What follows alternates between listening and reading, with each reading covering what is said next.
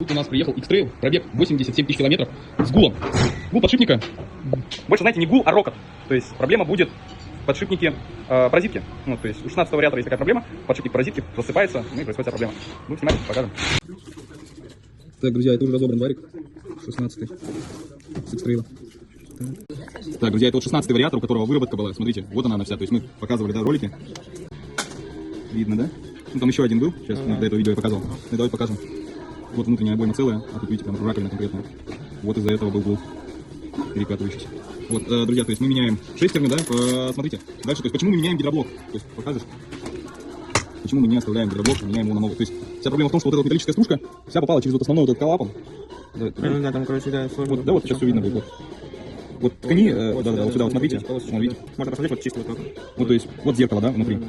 И вот Здесь вот уже пошли. да, а здесь у нас, да, вот они, сейчас, секунду.